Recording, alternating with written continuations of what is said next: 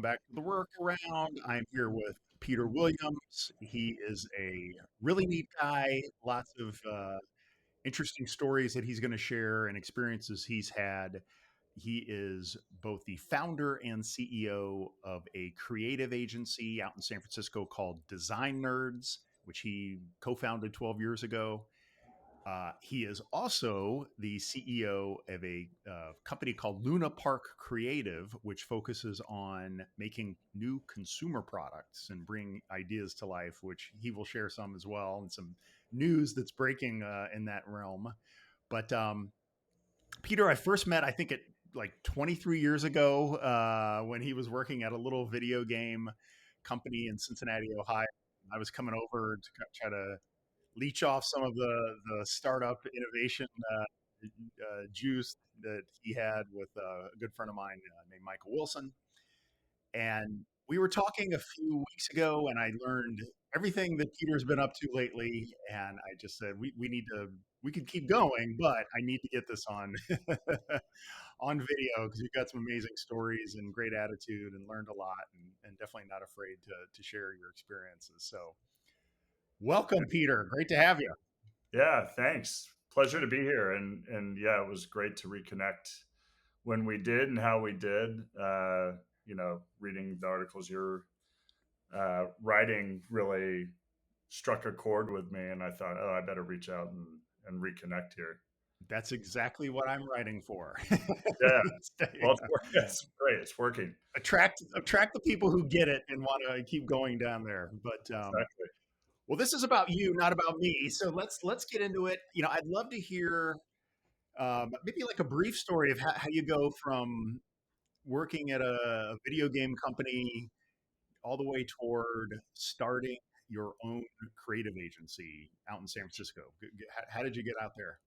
Yeah, sure. Well, as you mentioned, the video game company was helmed by Mike Wilson, and Mike Wilson, also a great friend of mine. We had worked together at another agency back in Cincinnati, Ohio, and I think he was the head of IT or technology or something at that company, and he sort of started the side hustle of making a video game. He just had this dream of creating his own game, and so he was pursuing it sort of in off hours. And while working there with him for a couple of years, he had taught me a lot about design and about technology. And when he left, I thought, wow, that's too bad I don't get to work with Mike anymore. But then he invited me to join what he called Number Two Games. And as you mentioned, that's where you and I met back in the day down on Main Street in Cincinnati. And the experience was pretty incredible. It was, I think, notable in my career in that here was this guy that had this great job. He was the only one in the position at this other company, but he had this dream, this vision of doing something unique and different. And everybody else was telling him that's a bad idea. You're not going to really be able to do much with it. And he didn't really listen. Wilson decided to, do his own thing. Yeah. And another person from that company, Ed Brown, joined us as well, and he was a 3D animator and a designer. And between the two of them, I learned a lot. I learned how to do HTML code and build websites. I learned from Ed how to do 3D animation and graphic design, just and a ton of skills, that I was gleaning from those people at that time. And I think for me, it sort of solidified this idea in my mind that if you have this idea, if you have this dream, you can pursue it. And who knows what the outcome will be. Number Two Games had, I would say, you know, sporadic success. Sure. They had made several video games. They had a company that was publishing them, but they weren't big blockbuster video games. But they made them, and the company lasted for quite a long time. So that's way back then. That's Yeah. kind of how we know each other. Fast forward, many years later, I made my way to California and had gone through the whole path of being a graphic designer and an animator, following, what we had done at Number Two Games. And I was working for a lot of other companies, just getting skills, gaining skills, learning from all the people that I could, and was fortunate enough to work with a lot of really talented people over the years. And then after doing design and DVD production for a long time, I really wanted to switch gears, and I thought I want to be a photographer, and I'd always kind of side hustled photography, and Okay. I pursued that, fully, and landed a job at an agency in San Francisco and did that for a couple years, and it was great. It was really rewarding. And when I was at that agency, met another great person who was kind of a mentor, and we started a business called Atomic D LLC. Hmm. And the reason for leaving that other agency was a little bit complex, but we were able to start our new agency in the same building as the agency we were working for, and that was unusual and it was exciting. And interestingly, the person who I started Atomic DLLC with was kind of like Mike Wilson in that, he had this idea, he wanted to pursue something, and people said it wasn't possible or it wasn't going to be successful, and we did it anyway. And so this is, a second time that I was working with somebody who, had this dream of doing something on their own and pursuing it and went for it. Yeah. And so we started the company and worked together for the next 7.5 years Well, under the name Atomic D. Yeah. yeah. Well, let me stop you there. So let's go back to that moment of you're out there, you're working at another agency. Hmm. How do you decide? How do you guys say, okay, we're going to go for it? Was there some niche that you were filling? How did you get your, like, I love it, like, because that is one of the toughest things, and Yeah. and it keeps most people from trying is that how do you go from 0 to 1? Like, where's the Yeah. confidence? You hit on the confidence that, okay, I've seen other entrepreneurs go for it and you had a business partner, but like, what made it seem logical, I guess? Yeah. Well, there's a good story behind that for sure. The owner of the other agency just didn't really seem to be a very good business person. The company was always struggling, even though he had gathered tremendous talent. Hmm. The including myself. Yes, okay, I'll try to put myself in the ranks there, but there was a lot of really talented people at this company, but the business was always really struggling. And so he had this idea. He was going to divide it up. There was a photography department, there was a graphic design department, and there was a digital department. And he wanted to divide those three disciplines up into three different Okay. business entities. Hmm. And when he was going to do that, I was, of course, as a photographer, going to be with the photo studio.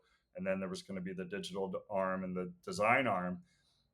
I had been supporting the digital arm quite a bit besides the photography. So they Okay. found out that I could do graphic design and animation because of my history. And so they would pull me in for projects, to support the digital arm of the business. Gotcha. And it kind of became the scenario of, the two heads of those departments fighting over my time. Ah, And that was great for me. It's, I liked the photography and I liked the digital work. But when it came time for them to divide up the business, I said, I don't really want to work in this photo studio with these particular people. And the person running the digital arm that was going to start up the digital side of the business said, why don't you come on my end? And if they need you, we can lend your support there. okay. And I said, okay. And so we started to structure the business that way with the original owner of this agency involved in all three of these other businesses. Gotcha. And as we started to go through And the can paper, I say, like, what was his strategy there? Like, so we've got something, you know, like I'm reminded of a story someone told me of, sometimes there's mergers of two companies that are right? struggling, and it's like two drowning people grabbing onto each other. This is Yeah, almost like one guy is drowning. Let's cut the guy up into three different parts. And yeah. what was the rationale? I mean, I could, you know, I'm not sure. I think he should have divested fully from the departments that weren't producing income. Instead, he thought okay, he could break it apart and maybe find a path for each of them to be independently successful. gotcha. Okay, But what he probably should have done is just do away with the services that aren't generating income because they're taking away from the revenue.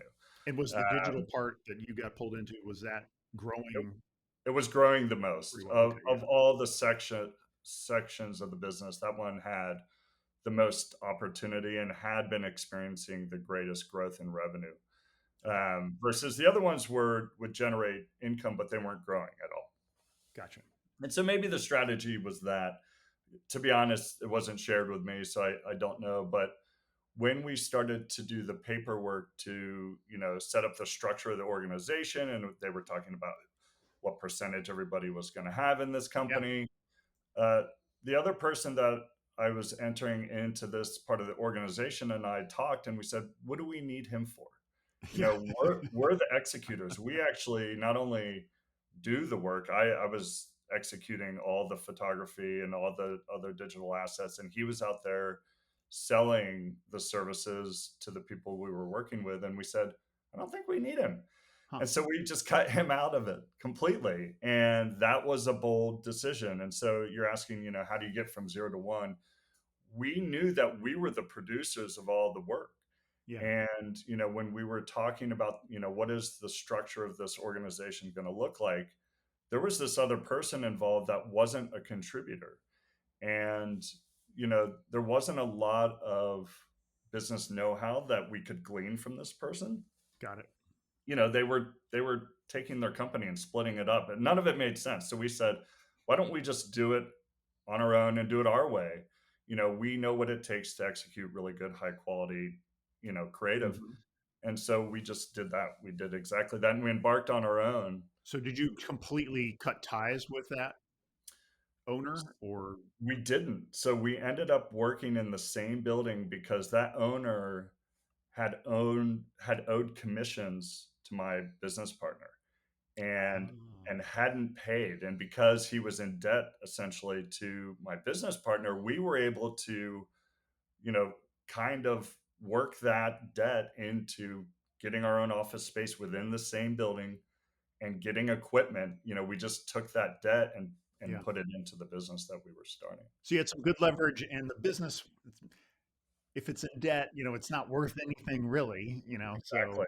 so that Yeah, was it was debt that was probably never going to get paid. yeah, It was a strategy that worked really well for us to leverage, getting a space and getting some of the first computers and equipment that we had right wow. out of the gates, which I think is a really unique position to be in. Yeah. But for us, it made perfect sense.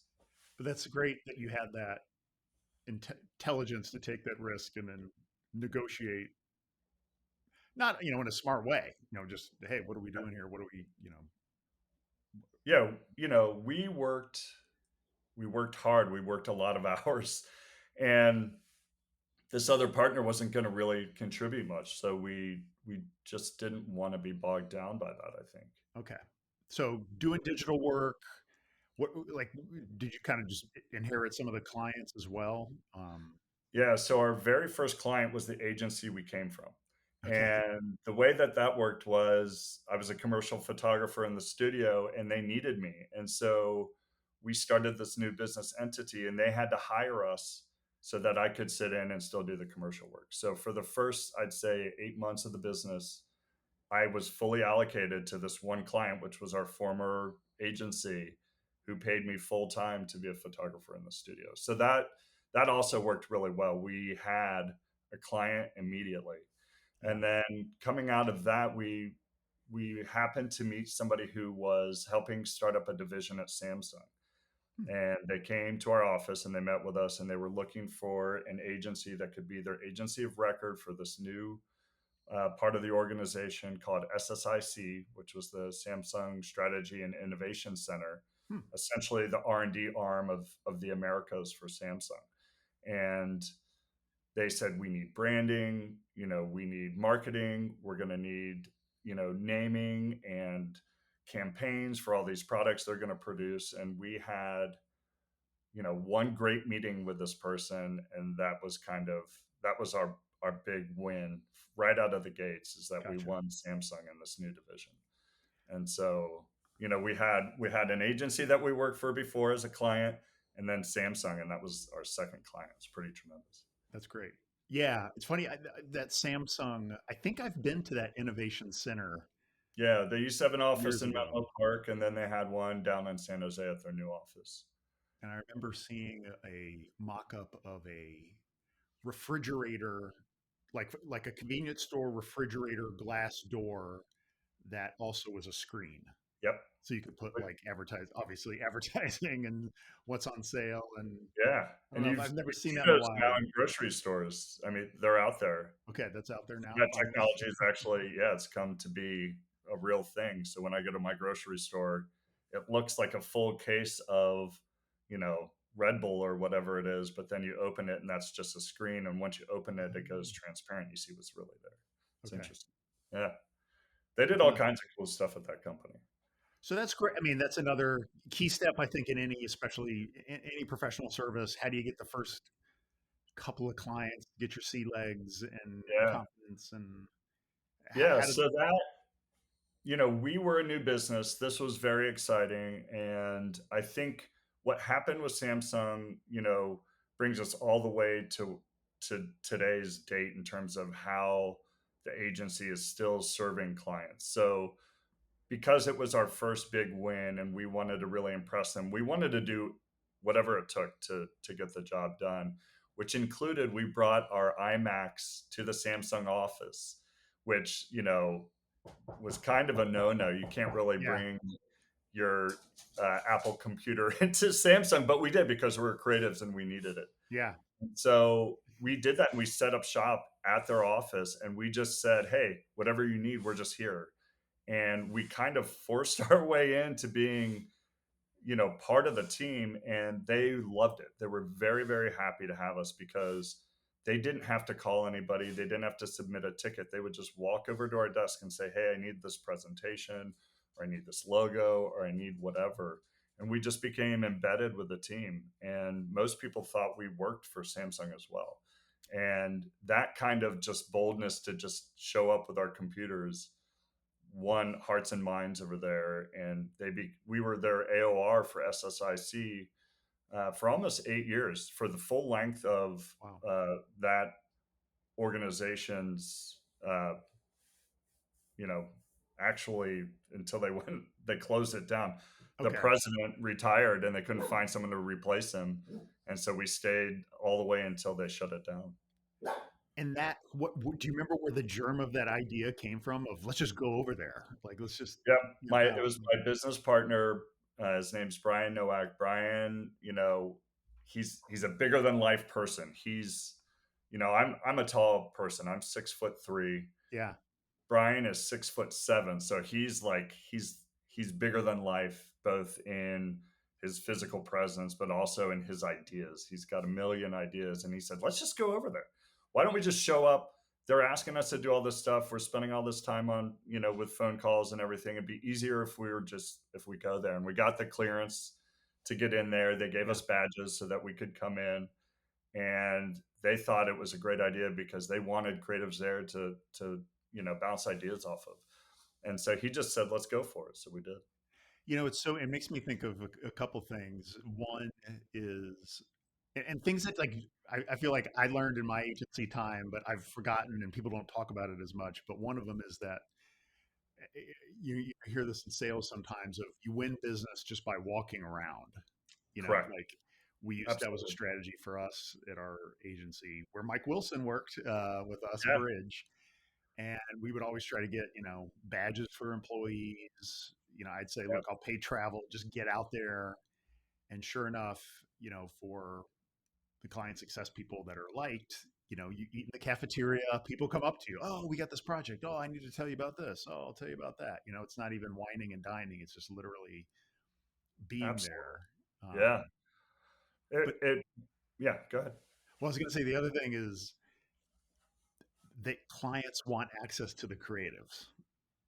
Like that's something that, yeah, I think historically it was in the old Mad Men days, and some of the ways they're taught is like the creatives are special and they need to be kept separate and they don't want to talk to the clients. But as when I was on the client side, that was the people I wanted to talk with. That was and they wanted to talk to me, but there were two or three levels of account people, wranglers, and strategists, and things that I still don't exactly know why, other than billing hours or something.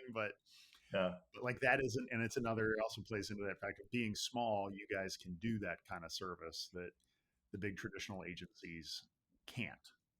Right. I think it is uniquely for boutique kind of size businesses because once you get real big, yeah, there's lots of account managers, project managers, product managers, Yeah, et cetera, that are all heavily involved and, want everything on a specific schedule. You can't wing it yeah. uh, Well, I when there's mean, too it's many also, people yeah, and involved. with the big agencies, they don't make money off of billing a creative director's hours. Right. They make money off of billing 10 other people's hours. Right. That's, Yeah. just the way it is. And there's value to be added, of course, too. But Sure. Yeah. um, Yeah. I think, yeah, that walking around, and same thing would happen at Samsung. We'd be in the lunchroom, people would see us, they'd come over and chat, and yeah, we would end up supporting different departments, and that's just the way it worked. And or they'd see the work, maybe they'd have a meeting that we did the presentation for, and they'd see it, and they'd say, "Who did this?" And they'd say, "Oh, the guy's sitting over there." yeah, They did it, and so they'd come and talk to us and say, "Hey, I've got this thing coming up, and I want what you did for them," and it worked really well. And this, I pushed that forward, that way of working forward when we started working with Twitter. It was a similar kind of okay, scenario, which we had somebody made a referral to us to do some design work, and it was kind of simple one-off projects to create stickers back when stickers were a thing on their platform, and they loved them. They said these are great designs, and they were really happy with the quality of the work and the turnaround.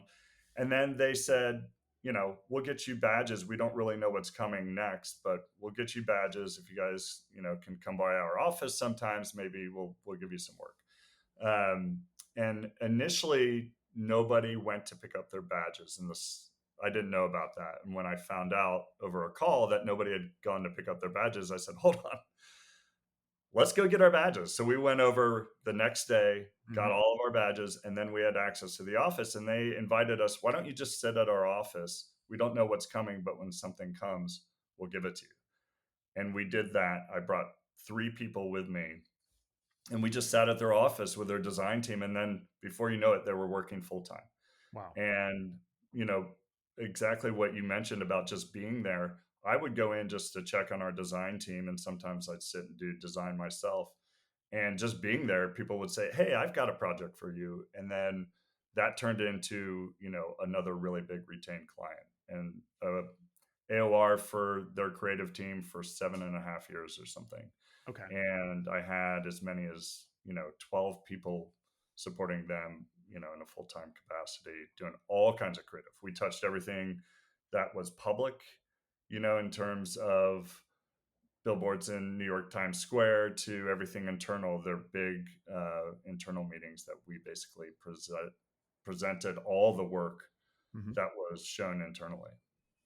So by this time you've got a team, you've got multiple people. You're Yeah. going from doing all kinds of work to now managing others doing the work. How was that experience for you? Was that a natural? It was the transition took quite a bit of time. So as we brought people in, I have one of the ways that I talk about the agency now is that it's a creative agency led by creatives. And so what that means is, I was the creative sitting in the seat with the client. So Mm, I was bringing my computers in, and I was sitting with the client, hearing what they were asking for. And then I was executing the work. So when they would ask for something, I really tried to understand, what are their needs? mhm. And then I had to deliver on that request. And so I have a great understanding of what my team is being asked of on a day-to-day basis. And I know exactly, how to deliver those things. And so for me, as we started hiring people in, I started sitting in those seats a little less frequently, Mhm. but I would still do it. I would still, if somebody was going to take vacation, or someone was going to, if someone was out sick, I would go sit in the seat just to kind of keep familiar with the workflows, Huh. make my face known with the people that they were supporting on a regular basis. And so the transition took a long time, and uh, I was happy to kind of bring in other people, basically because they're more talented in design than I am. Okay. But the transition happened very organically, Mm, and what I do now is spend most of my time looking for the right people to sit in those seats that can mhm, communicate well with the client, understand, maybe they're asking for this, but they mean something different. mm. And, looking for that right talent is kind of where this a lot of my time is spent now. Um, but, transitioning from doing the work to where I'm at now, it took time, but I was happy to go through the phases of it. Well, let's I want to go back to kind of how you ended up where the agency evolved a little more, but I love that point on now how do you find the talent that Yeah. understands? What's your any are you looking for people who already get it, or are you taking more of a raw material that's structured into a process or a mentality that you've developed? What's how do you balance that? Well, sometimes I've done both, and in both cases, sometimes we've had success and sometimes we've failed a little bit. So we've identified sometimes just someone with raw talent. I talk about a designer that we brought on once that was working at Olive Garden, and he had gone to school for industrial design and was really talented, but hadn't found a job that fit his specific talent or skill set. Uh-huh. And when he came and met with me, I was just really impressed with the way he had presented his work, especially as somebody who had never worked at an agency, didn't have any agency experience, didn't really have a lot of experience with a lot of the software that we were using, Mm-hmm. but he showed just a tremendous amount of ambition.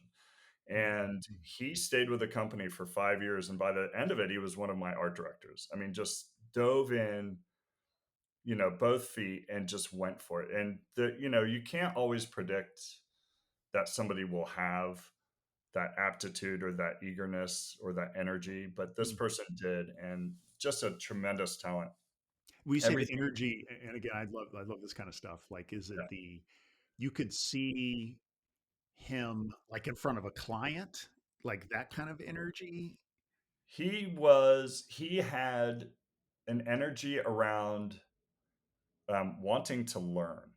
And I Okay. think that that's the differentiator for, the people who have been most successful at my company is when you see someone who's just wants to learn how to do more and be really really good at those Mm. individual disciplines. And personality wise, he was a great communicator. He definitely was fun to be around. And so I knew in terms of client facing that he'd be very successful in client facing, and he was. Clients loved him. And so whenever they could work with him, they were like, please let us work with Austin. Austin's tremendous. And so Austin was, every client we had wanted him to work with them. I mean, he was tremendous. And he also was, in terms of looking for different skill sets, he was really good at listening, and he was very observant. And when people would ask for things, he would give them what they asked for, but then so much more.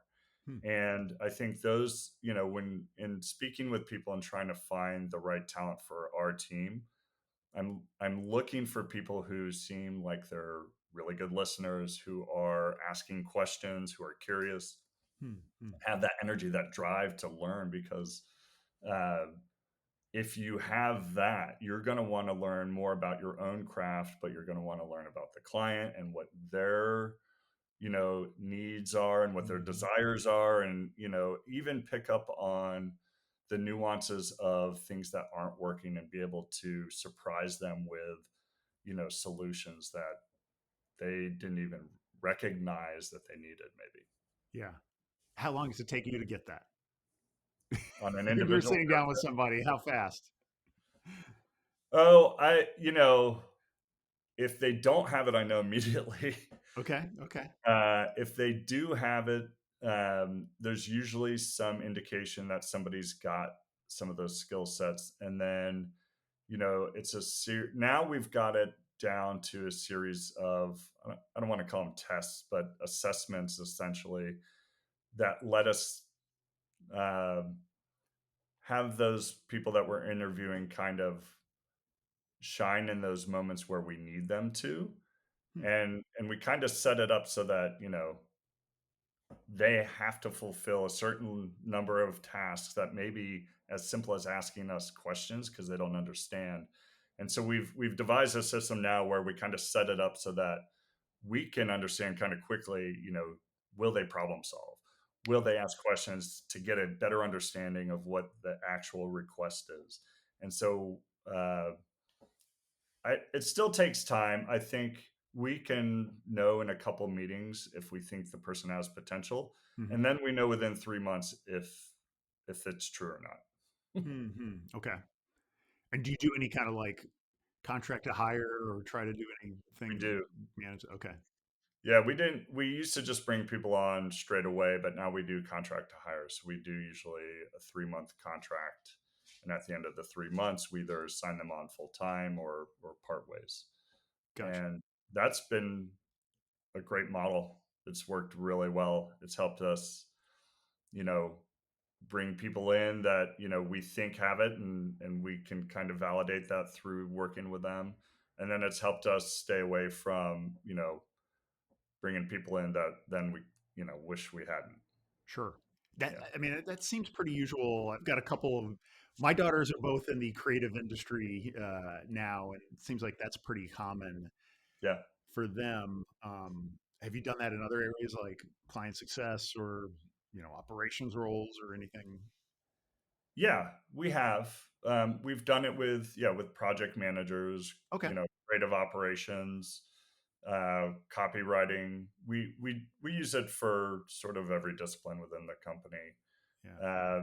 And generally speaking, I think everyone that works at the company has been more than willing and happy to do that. They want the opportunity, so they want to do their best work, especially in that first 3 months, to show us they've got what it takes. So Right. Plus, they get to see if this is a job they want to stay at. absolutely, It's a mutual. it's definitely a two-way street. I mean, we want to attract really great talent, and we that's hard to do. There's a lot of people seeking that talent, and so we want to also show them it's a great place to be at. That's can be tricky. Everybody has different needs when they're looking for work. How do you guys differentiate yourself in terms of talent? Why come to Design Nerds? What do you say there? Well, and again, this goes back to being a creative led business. One of the things that I am quite proud of is that I know how to do a lot of different types of creative. Hmm. So, I mentioned I was a photographer, I was an animator, I was a graphic designer. I've done, creative strategy and marketing advertising campaigns. And so I've done all of these different fields within the organization. And what's turned out to be true for me is that our clients really like having that Swiss Army knife creative. Hmm. Hmm. And it's hard to be really good at all those things. And so, I've spent a lot of time in each one of those disciplines to be good at it. And so, one of the things that I think that sets us apart is when we're looking for talent, we're looking for people who can do a lot of different things, Hmm. and even in design. So, most of our clients want a designer who can one day be doing emails and the next day one sheets and maybe switch to web, or maybe we have clients that produce products. Can they do packaging as well? Being able to do all those things Yeah. it's very different. And so finding people who are good at doing all of them is pretty hard. But if they have that energy, if they have that willingness to learn, those are the people that we look for, and those are the people we've been able to retain as part of the business. So a differentiator is that we just bring in what a lot of our clients will call these unicorn people that can Mhm. do it all. Um, they're And hard to then, find. but that's something they like too. Again, I'm sure it's attracting people who like to Yeah, learn different media, play in different media, and not have to be doing email copy all the time or, web work all the time. It's yeah, they burn out. you're yeah, So right. this is a method also of avoiding burnout. Okay. Which with creatives and being a creative, I know I get bored pretty easily. I want to do something new, and so having this opportunity to do something new day by day or week by week or month by month or whatever it is, it really helps with our retention and keeping our people from getting burned out. That's always kind of a little bit of a bitter pill to swallow for the clients, is switching things up. They get used to somebody, that person's really good at this thing, and they want to keep that person doing it Yeah. because it becomes reliable, but it becomes unsustainable if you're burning through the people that support it. So we try to soften that blow with our clients and say, hey, this person's going to burn out, we have someone else ready, let us swap it. We know you're not going to like it at this moment, but trust us, that person will be back and they'll be happy to work with you again. But in order to keep them here, we have to give them some other That opportunities. is so interesting. And again, another topic I haven't heard people talk about, but that I remember having conversations, similar conversations at our agency where we were growing so quickly that, there's a lot of, like, we called it, battlefield promotions, which Yeah, comes from the army when you're promoted to captain because the other captain got shot, right, So exactly, similarly, you win, well, we just won another $1 million client.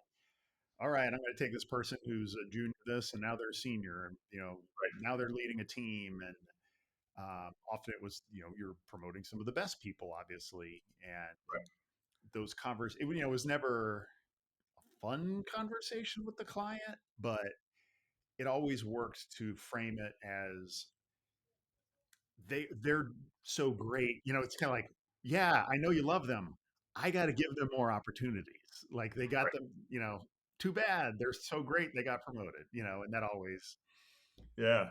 worked out. And again, you have to watch, make sure the replacements are doing well and things. But I think usually when you just are proactive and talking in words that you said, it's like, okay, I get it.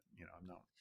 Yeah, it's tricky. The client uh, is what we usually identify as an agency is the clients are up against a lot of pressure.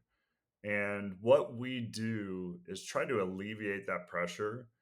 And when you come to them and say, hey, I'm going to move your resources around, it makes them really anxious. It Fear. really Yep. does. And because, here they thought they had everything stabilized and they thought they had everything running the way they want, and now you're going to disrupt the one thing that they can count on. At least from our agency perspective, we think we're very reliable, we deliver consistently, and then all of a sudden we're going to cause more chaos in this Yeah. world for them that's already kind of difficult to navigate. And I try to reassure them that this is a good thing, and I have to do the same thing that you mentioned, where I convince them that you're going to love this other person, trust me. And that trust is hard to get, and I think over time, the one thing I'm pretty happy about is the agency has had retention for a long time with our clients, and we build that trust. Hmm. Early on, when you try to do that, clients are not really into it, but once they have the trust, they believe that Yeah. we have their best interests in mind. And once they can trust that that is true and that you're always going to think that way, it works out really, really well. And, it just takes time to develop that Well, relationship. and it's also a good point, and even strategically, you want the client to have a relationship with your firm, Correct. not with the individual. Exactly. Because Yep.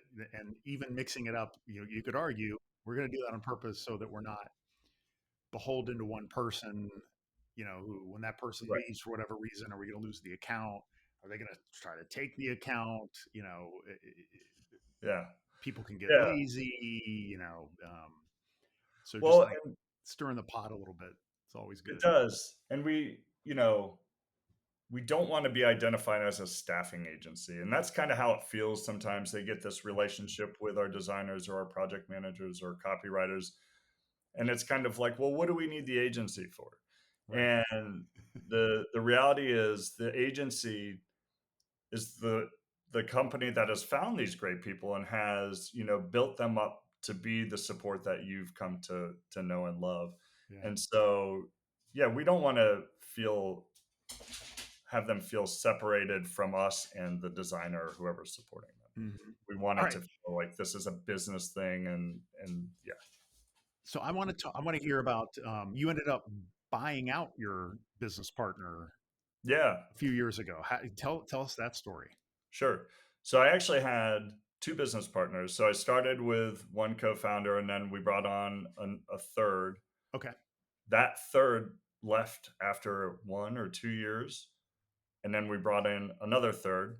So there were three of us as partners in the company, and I would say so. I can give you sort of how we started the structure of the org till the buyout. Sure. So when we started the business, I had 5% of the company, and so I had just a really minority share. Yep. And one partner had the majority, and the other partner had considerably more than me.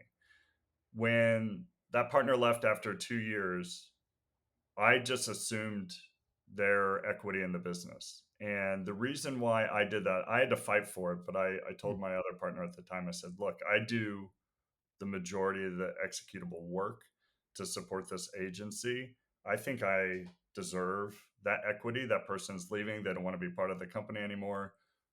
I think I deserve it. And I Mhm. fought for it. And it was a battle, I would say. It wasn't, contentious, except that, everybody wants a greater stake in it. And I said, Right. to make it worthwhile to me, I need the greater stake to stay here.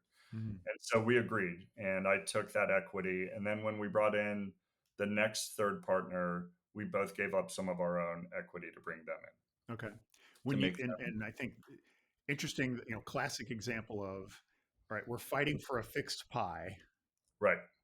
literally, but hey, it's also about growing the pie. And if you were to leave, what happens to the pie? Like it's Yeah. and it's Yeah. not money out of that other partner's pocket. It's not ownership out of their pocket. Exactly. That makes it a little bit easier. Did you go into that thinking I might quit? Like this could, I got to be ready to walk away if I don't get this? Did it Absolutely. go that far? Yeah. Okay. Yeah, it did. And it wasn't scary to me. I mean, the moves that I'd been making at this point, entering into these new companies where, there was tremendous risk in that, on its own. And the level of commitment that it takes to get a business going and how much time you're spending in it.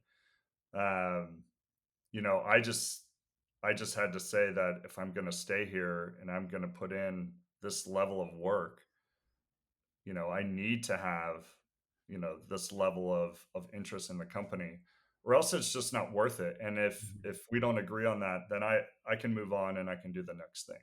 And Mhm. so Mhm. I didn't threaten necessarily that I'm leaving, but I definitely put it on the table that, this wasn't my only option. Mhm. Mhm. Um, and I think that that's maybe really valuable, is to know that you always have options, and you don't have to do the things you don't want to, or if you feel like you're, not being valued for your contribution, that you can make decisions about that on your own. And so I did. Yeah, It's something that helped me a couple times when I had something similar is to go, if the other side doesn't, everything's a compromise. You never get exactly what you want, but if the other side can't, see my value, then I shouldn't be here. absolutely. Then it's just like, oh, you don't see my value. I should just go. And I can't change your mind. Like they are who they are. That's their thought. Like, Right. then I should just go because I don't want to work somewhere where I'm not being valued. Like that's 100%. just the thing. And that, to me, that value, that appreciation for what you do is more meaningful than the equity or the money. You know, Mm. if, you know, from my perspective, you know, if I were to be somewhere and have a large stake, but nobody valued my contributions, that's the whole purpose for doing any of this is to create value and to be valued Mhm. for our contributions. So yeah, that's a good point. All right. So that was the structure. How did the So that was the play out? structure. And then move ahead, 5.5 years as partners with, three of us. We actually were very good partners. We had a really good relationship. We each owned kind of different segments of the business. I ended up being the COO and leading up operations, and was kind of moving a little bit away from a lot of the executional work. And I did this because I could see that the company just didn't have very good organizational systems in place.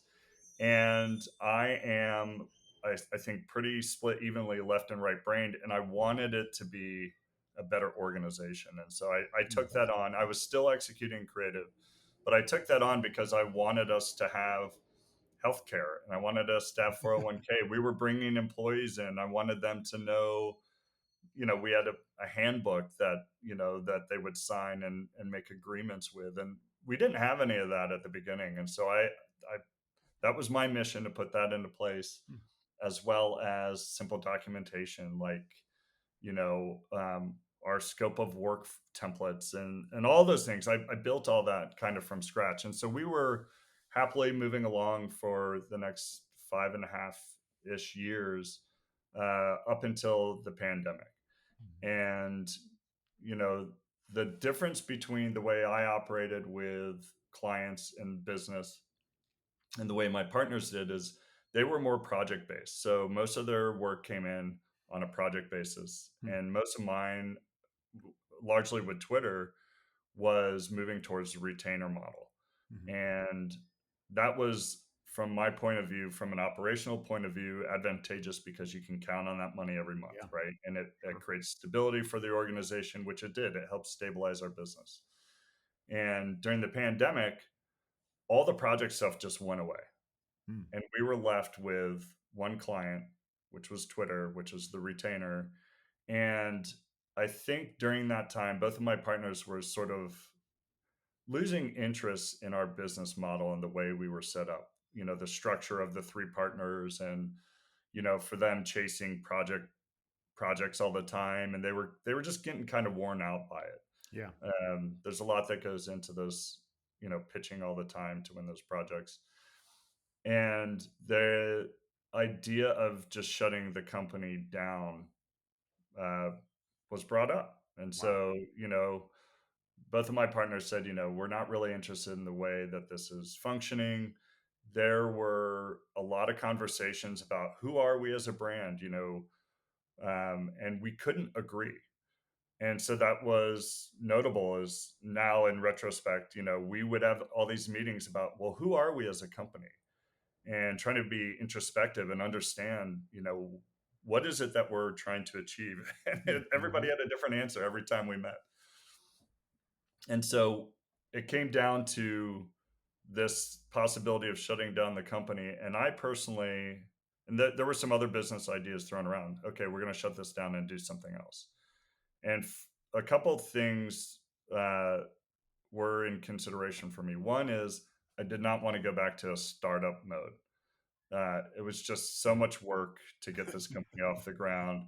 And even especially for me, from the operational side of things, getting things spooled up and running, it's just a tremendous amount of work. And I thought at that time, I don't want to go into that during a pandemic, not knowing what the landscape's going to be like, how long this is going to last. And at the same time, I had invested so much into this client relationship. Mm. I had networked really well within the Twitter organization. I knew everybody there when I went to the office. I knew people from all different departments. I had brought in all our staff that was supporting that and had spent all this time cultivating our culture and our resources and trying to make this really unique partnership with them, and I said, I'm not ready to finish this. I'm I feel like at the top of my game with what we're trying to achieve with this client, and I felt like I owed it to the team that I had brought on to keep forging ahead. And so we talked about, okay, we're going to step out and be silent partners, those two partners. And, you can continue to run things and you'll be the president of the company. And at first I said, okay, that's fine. Yeah. And shortly after I said, I don't, just like at the beginning of this company, I said, I don't really need you guys. I, Seen I, this movie before. yeah, exactly. So, you can see that this is all built on my learnings from before. And I said, I think you guys should go commit fully to your new venture that you want to do. I'll commit fully to this. And the best way to do that is for us to part ways and I'll buy, the shares of the company from you both. And we structured a deal that, we were all agreeable to in terms of the cost. Um, and agreeable to in the way that the payment structure had to be made because they essentially had to give me a loan to buy them out. Gotcha.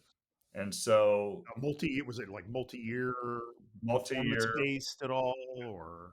yeah. So I essentially I gave them 50% of the buyout up front, and then we made a note that I would pay them off over a 6-year term or something like Okay. that. Mhm. And so we all agreed to it. There was a lot of back and forth with legal representation Yeah. to make it all fair, uh, and we did, and it was a big step. It was kind of, I told my wife, I said, look, I think this is the right move. It's pretty risky. I'm going to take on a considerable amount of debt, but I feel really confident in my ability to run the company well. And she said, go for it. So Yeah. That's awesome. And so I what did. did you do, like SBA loan, or the debt was some other There was structure? part of it is SBA loan, part of it was a loan from family and friends, Okay. and then the rest, yeah, was a loan from my partners who let me pay Gotcha. off the balance. So suddenly it's just you in the seat, with a So it's structures just me there, in the seat during a clients there. pandemic with one client, and a lot riding on my shoulders, I think, at that point. But I took the opportunity to just immediately come up with a new strategy for the business. And the company is now goes by the name Designerds. So we did a brand, a complete rebrand of the business. So Uh-huh. the corporation is still Atomic DLLC, but we operate under Designerds. And going back to not really being able to understand who we were as a company, I wanted to eliminate that completely. And Designerds is it's pretty on the nose. We are really a creative agency that has a focus in graphic design now. And our capabilities and our case studies showcase that more than almost any of the other services we ever provided before.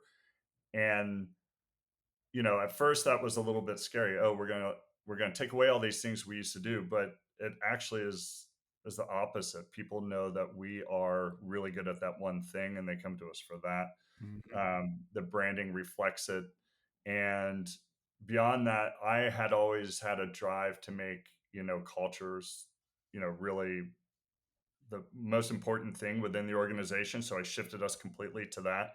Instead of top down, it Hmm. wasn't a top down organization anymore where I was telling everybody what to do. It was more about letting people shine for the skills I brought them in to execute. And since then, it's just been tremendous. The company has performed better since I took it over than it ever had before, both from revenue and profit and growth. Uh, So it was a lot. It It's was a lot to do. It's interesting. I mean, I see some interesting parallels to my previous startup that I sold, where I co-founded it with another person, and Um, Midway through, he just kind of got burned out. I mean, there's a little bit of boardroom coup, I'll have to admit. And he was a CEO, I was a president, you were co-founders, but it was clear we were, as the business was, our business was struggling too. We were fighting more and more, arguing, not on the same page. Employees are kind of like looking at us like mom and dad are going to Yeah. get a divorce. Yeah. And it really made it hard. It's just hard to lead, when it's divided like that and not each side cares. There's crisis, and then there's kind of like, do you really, I think the crisis and the time shows you who really cares more, maybe. Yeah. I don't know if that's what you would say, from your experience as well. But like if your partners are saying, maybe we just shut it down, like that's, it's kind of like what's the story of the shoot, it's like a Babylonian tale of we'll cut the child in half, and the true mother, the two people fighting over the baby, and the king says, fine, we'll cut the baby in half, and one of the women says, then the other mom can have the child. Like, Right. okay, you're the real mom. It's like, if you're some amount of seeing, do you really care enough to keep forging ahead? Okay, Yeah. then you get to, like, for me, it felt like I came in the next day, and although I was an owner, I wasn't the leader. But when Yeah. I came in as the leader, I could just start. It was like a clean slate Yep. to do what was right, Absolutely. mostly off of what I felt was right. Yeah. And I think That's that's sometimes what companies lack, is even if that what you or I felt isn't perfect, at least it's something. It's pick a direction. um, yeah, 100%. I mean, I did exactly that. I did the things that felt right. One of the first things I did is we had debts, and we just kept kicking the can on those debts. And one of the first things I did is to my, CFO, we had this fractional CFO who's still our CFO for the uh-huh. company. I said, we need to pay all this stuff off. And he said, "Are you sure you want to spend your money on that?" And I said, "I think that's what we have to do. We have to get a clean slate here, and that includes wiping away some of these debts that have just been, I think pulling the company down for Yeah, years." yeah, And so we did. And after that, I mean, this was kind of nice. He said, "Look, I had my doubts when you took over this business because you've been the minority, shareholder this whole time." He said, "But you're making really good decisions." He said, "I this is something that I would advise you to do, hmm. and you did it without me even giving you the recommendation." And he said, "You're off to a good start." I said, "Okay." So it gave me some confidence that I needed, in terms of taking this on. Okay, I'm going to make good decisions, especially because they feel right, you Yeah, know. yeah, yeah, And so that was I think kind of a notable moment too, where I thought, okay, I can do this, and this can be successful because I the decision is based on what's good for the company, not what's good for me, yeah. but, but what's good for the organization. I mean, I had a similar story where I stepped in and said, the first thing we have to do is get profitable. So Yeah. we were a startup funded by VC who mostly didn't even care. Like, being unprofitable was expected. Yeah. And it's like, I don't like that. I don't want to go 10 cupping more and more, or have to show some growth number to get to another round. Like, how about we just get profitable, and then Yeah. we're just done with that? And um, that also just forced some discipline too. Like, I'm, oh, we can't even think about going to that conference, or we can't think about buying that thing or hiring that person right now because we're trying to get profitable. Okay, Right. um, Well, making those hard decisions yeah, about, maybe we stay scrappy for a little bit longer, right.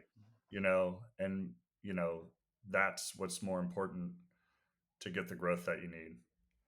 Well, now let's flash forward. You got the agencies. You're the owner. You've done some things. You've got things clicking, hitting new records. and then suddenly you're doing consumer products now. Yeah. How did you manage to do that? What are you doing? Yeah. Well, so fast forward, several years later, we've had ups and downs since I took over, and there was a tech downturn, and since we were based in San Francisco, that did impact us. We've made it through those challenges, and we're on now a growth trajectory again. Lots of pivots in between since I took over too. Some decisions made. I have almost an entirely nearshore uh, staff now, which was a Hmm, big change from how hmm, we were originally organized. But through the last several years, one of the things that I've tried to do as the owner of the company is to take what I had as an idea of this is a good way to work, with clients and make them happy and make that not just my idea, but the company's idea. And so having everybody that works at the company kind of understand that and take ownership of it themselves has been really beneficial because I trust everybody at the company that they're going to represent us in that way. And that takes a lot of time, to get people to buy into. But once they do, and that's sort of the DNA of the company is that this is how we operate and this is how, we interface. It started to have less pressure on me to always be wondering if that's how, the team was going to go out there and take care of us. mhm, And I've been lucky to have quite a few people who have had really good retention. So they've been with the company for quite some time and they understand this really deeply too. And so with their support, I've been able to offload more of my responsibilities around that. hmm, And that's everything from the operations. I've got a creative operations director.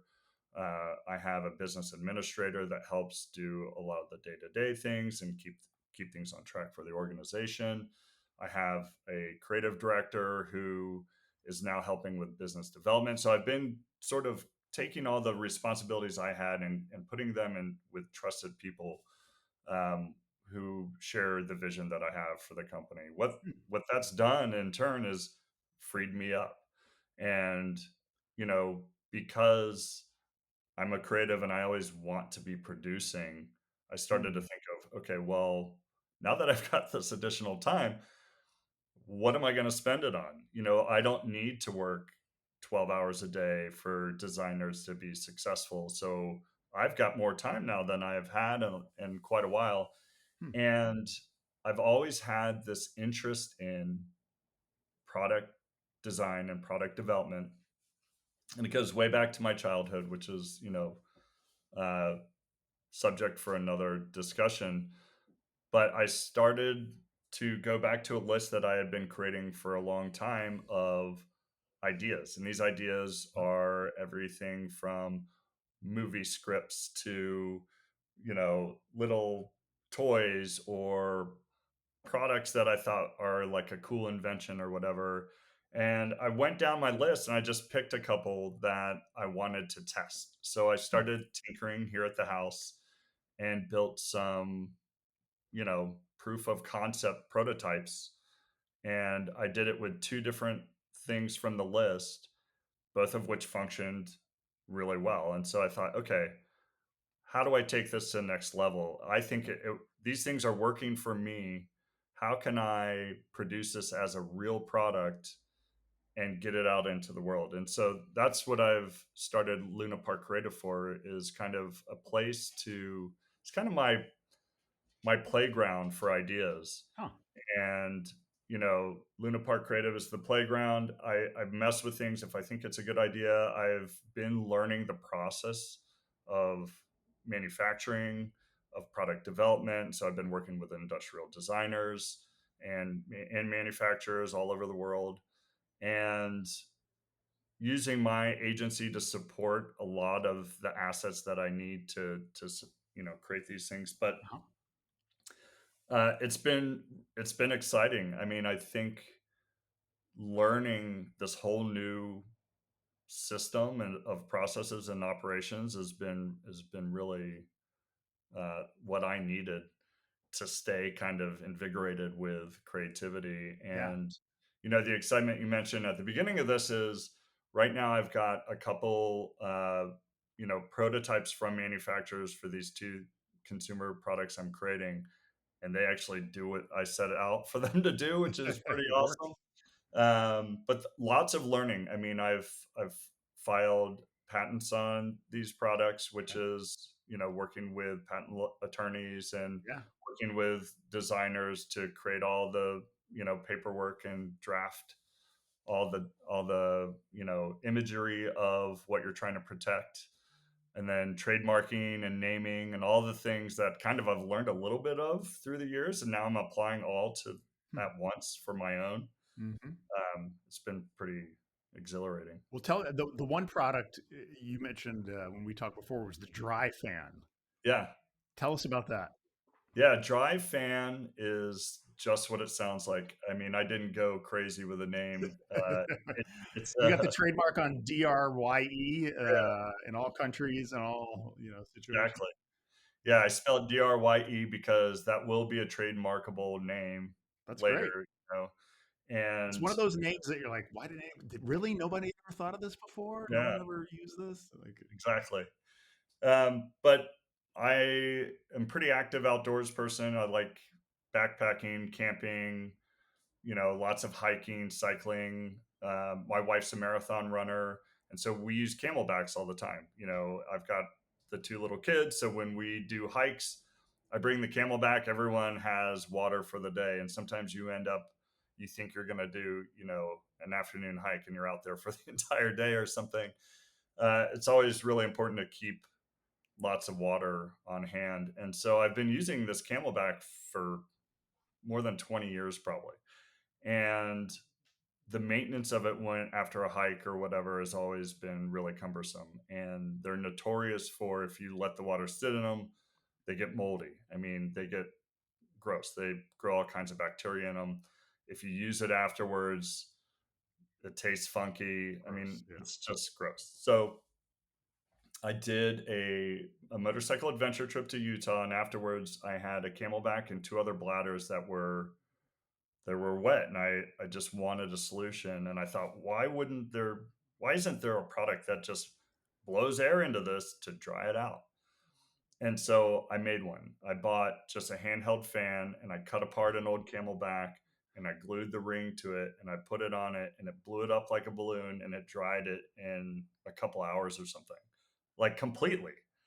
And I thought, oh, this is great. So that was the idea for that. And then I took, there's all these for the hose, there's all these scrubbers Hmm. that you can scrub the hose, but nothing to dry it out. So I made a wire that's part of this whole kit for the dry fan that you put a piece of microfiber on and you run it through the tube, and it just wicks all the water out. So, instead of trying to clean a bag after it has mold in it, this is a way to just don't let the mold grow. You Yeah. just dry it out, and then there's no environment for it to grow. And so I worked with an industrial designer. I sent him the fan that I made at home that I hot glued together, and we based it essentially off of that. And we created our own USB rechargeable fan that's specifically made to fit to a Camelback Crux hydration bladder, and you just turn it on and blow air in it and dry it out. And so far I've got a website for it, and I've bootstrapped this myself because I just believe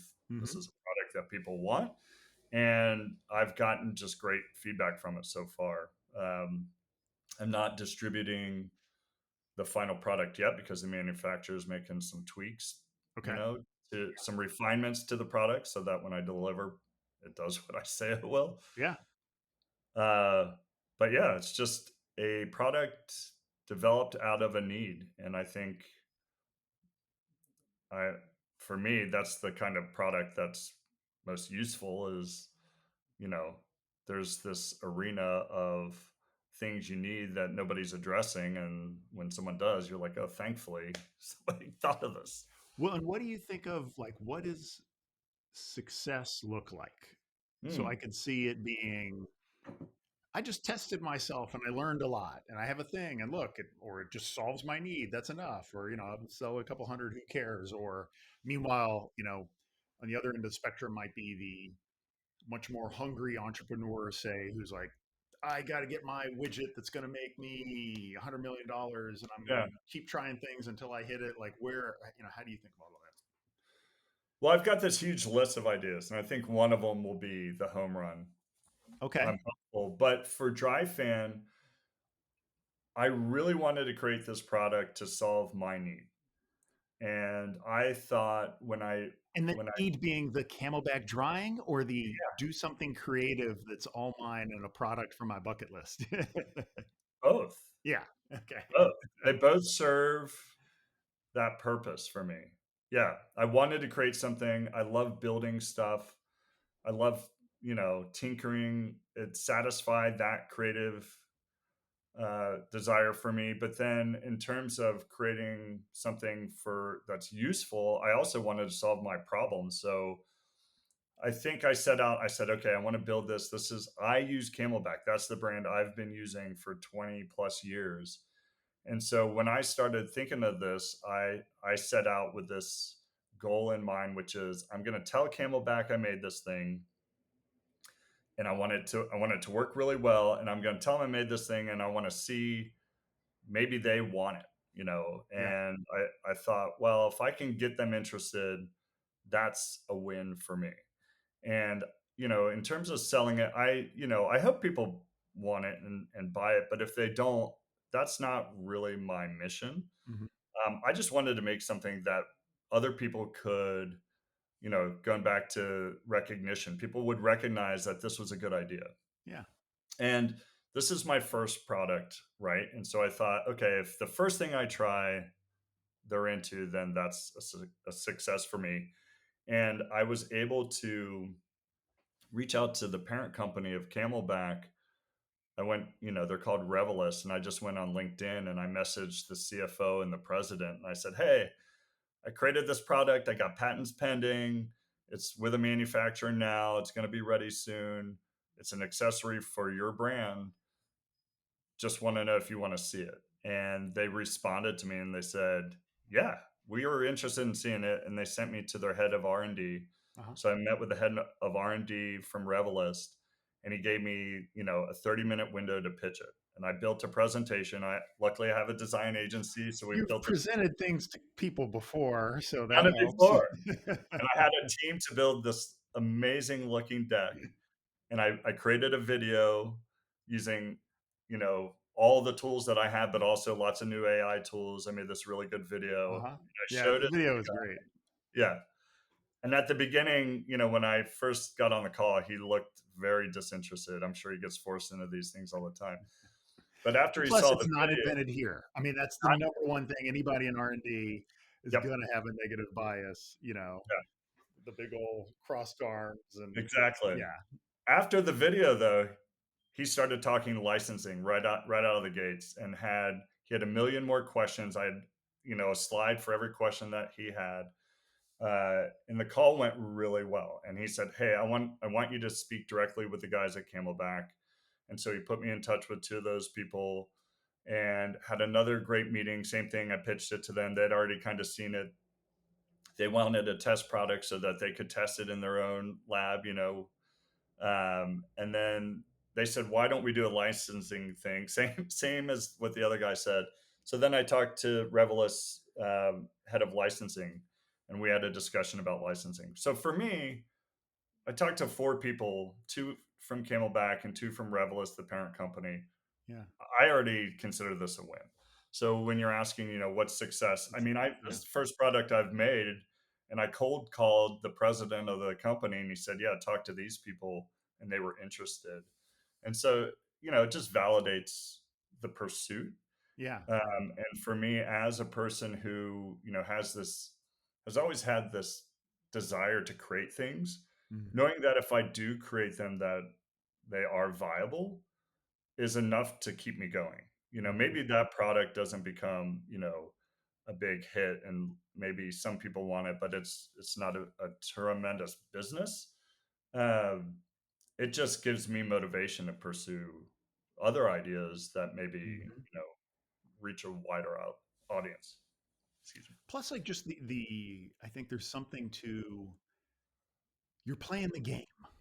Yeah. Like, what an interesting, it's like it's a little mini adventure in life of not only all the production, and then let me see if I can get the meeting, and like, oh, I'm still playing. I'm still a live player here with this, and you're learning things and experiencing things and stories to share, and whether it's the last project or the first of 50, Yeah. more data points and um, experiences, and how do they react on this and that, and it's just like just doing stuff, Yeah. but I think it comes from you being a creative person. I think that all, which is hard to teach, and it's like a. Would you say it's like a calling? Like you're just, or let me rephrase it. I heard yesterday I was sitting in this kind of like a section with this amazing philosopher of our time named John Vervaeke, and he started off talking about calling and this meaning that we feel. It's like he called it. I got my notes here still. He called it like a voluntary necessity or a forceless force.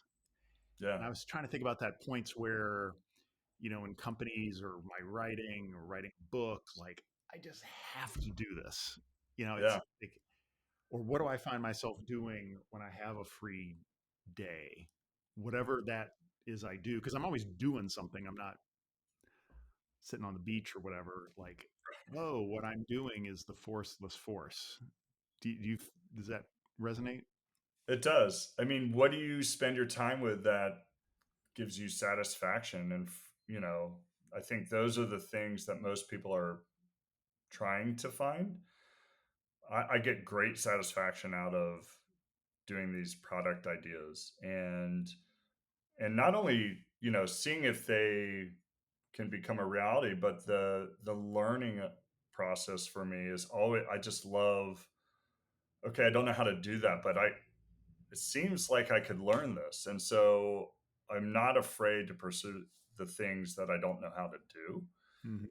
And these are sort of the best opportunities to do just that. And that's what I want. I just want to say, okay, I know how to do this thing. This is exciting for me. This is what gives me purpose, is learning this new skill and this new way of approaching problems. Um, yeah, it's a pursuit of, I don't know, elevating myself to be better than I was before by having greater knowledge. Well, I think there's probably something also to, as we get farther in our careers, to avoid the burnout, your personal burnout. Correct. Like, you got to keep trying things and learning things and getting Yeah. outside of the comfort zone.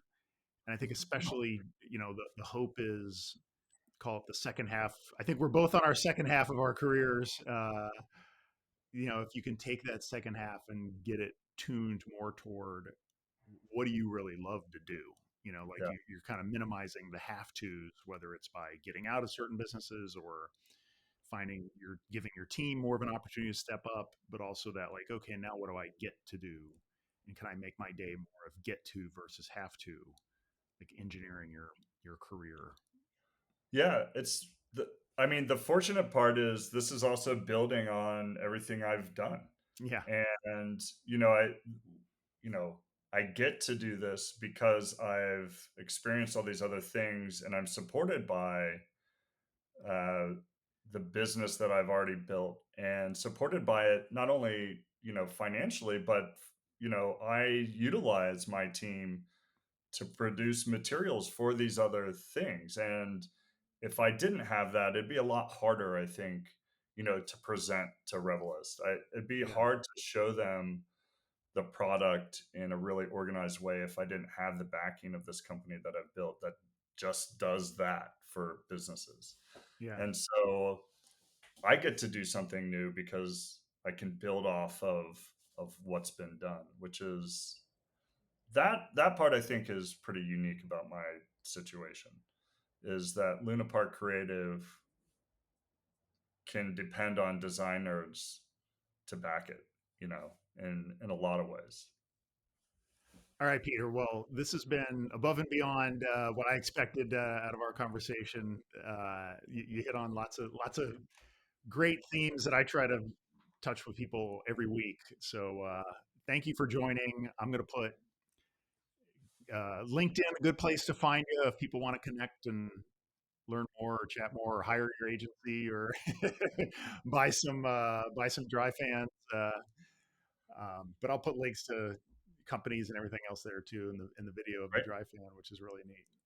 Yeah, thanks, Bob. It's been awesome to talk to you, and yeah, likewise. Just a lot of symmetry, I think, in our where we've come from, and it's exciting that you're doing all this and talking to people and sharing Well, with the world. thanks again for sharing your story with us. I think a lot of more people are going to hear your story in the years ahead. So appreciate it, Peter. My pleasure. All right.